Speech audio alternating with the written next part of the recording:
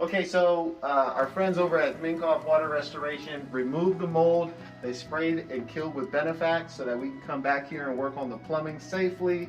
If you come in closely here, I'll show you where we found the leak. You shine and you get a light back here. I'm not sure if that's showing up on the camera there, but you can see where my hand is getting wet.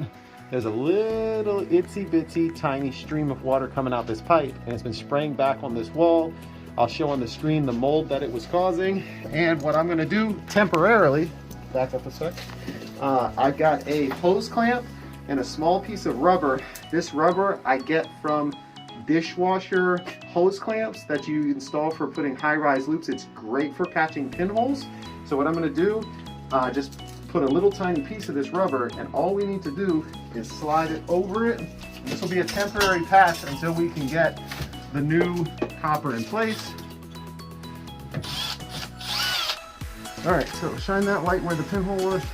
Okay, so all I'm doing is covering up the pinhole, and we should be good to go with that as a temporary patch. We may have an additional leak from this propress joint down here. It's hard to tell. We're gonna dry it up, but either way, we're gonna change the pipe from here, probably all the way up to the top. All right, I am back the next day. First things first, let's get the water drained out of this pipe. Got the valves turned off. Now on this one, I ran into a little bit of a speed bump here because with my Ridgid tool, I do not own the press rings to get it into very tight corners yet. So I'm gonna have to cut out a little bit more of the drywall. I think I found a solution. Sorry, drywall guys. We're going to inaugurate the Flex 24 bolt sawzall here on this copper. Let's see what he does.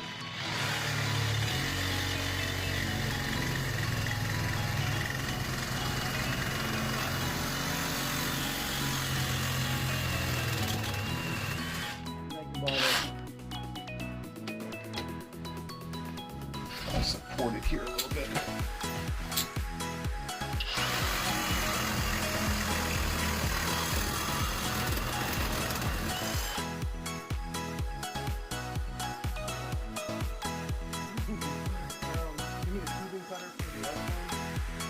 Obviously, it would be way better to cut the 2-inch pipe with a tubing cutter like this, but to my knowledge, they don't make one that is small form factor for this large pipe.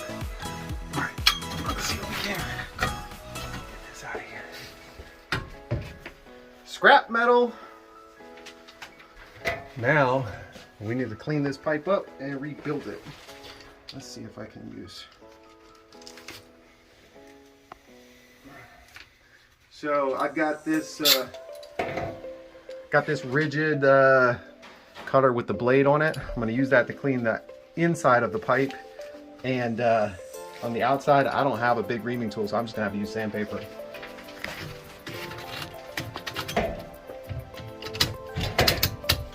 Ridgid, if you're out there watching somewhere, send me a reaming tool. I would love to have one. The main idea with all this is to make sure that there are no sharp edges, that the gaskets are gonna get cut on for these propress fittings, because then you'll end up with a leak like we had on these originally. Okay, so the game plan is, I got a new press coupling, or a press T, and a 3/4 coupling that's gonna go on this piece here, just like so. This T is gonna go right in here, and I will likely need to press this one first because of how tight it is with this pipe in the way. So this is probably all going to get pre-pressed, and then I'll be able to do these top connections. Then this connection, then this connection.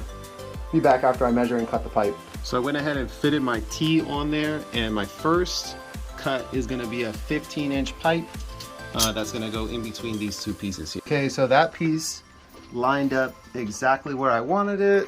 Now I have to cut a small 3/4 inch piece here. We're gonna go right about, I don't know, maybe 3 inches. 3 inches should be fine. All right, so I got my second piece cut. I could have measured a tiny bit better there, but it'll be fine. I measured 47.5. And I actually cut them both at like a 10-degree angle or something. So now we're gonna mark everything up with a marker.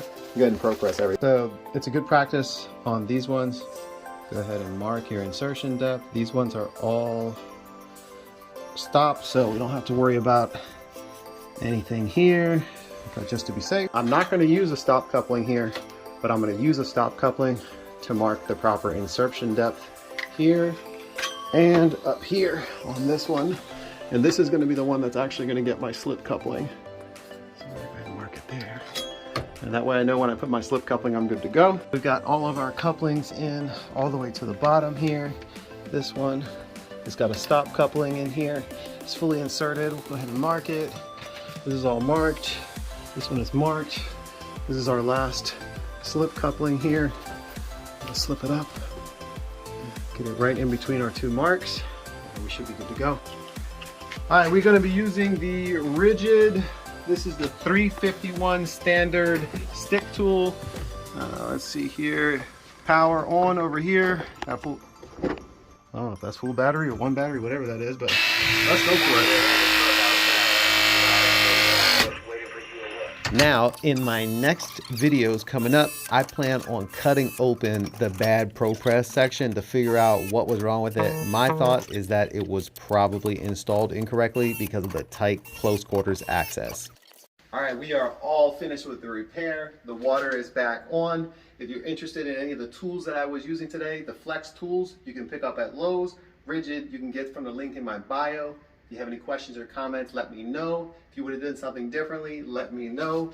A lot of y'all think I'm a hack, but you know what? We get the job done anyways. See you in the next one.